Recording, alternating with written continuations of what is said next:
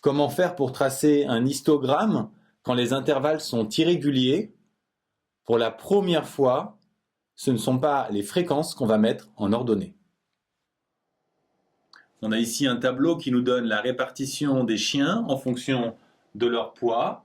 Si on trace comme d'habitude un histogramme en mettant la fréquence en ordonnée, on peut observer qu'on a l'impression qu'il y a beaucoup plus de chiens entre 10 et 30 kg qu'entre par exemple la zone verte ici, entre 3 et 5.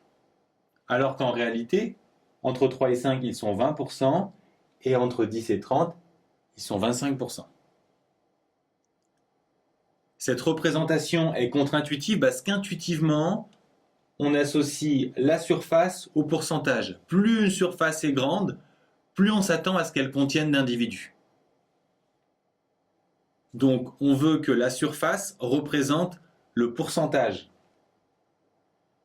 Je vous rappelle que la surface d'un rectangle, c'est hauteur fois largeur. Donc la hauteur, ça doit être la surface divisée par la largeur.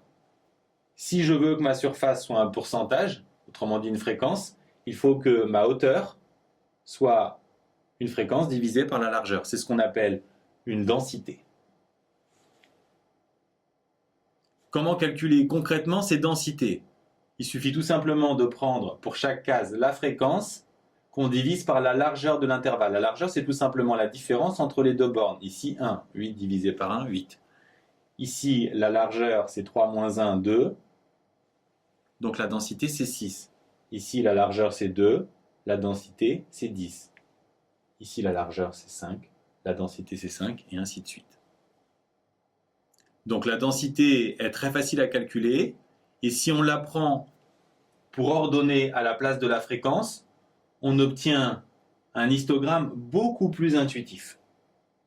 Donc vous pouvez retenir que si les classes sont irrégulières, c'est-à-dire de largeurs différentes, pour tracer l'histogramme, on ne prend plus la fréquence, mais la densité.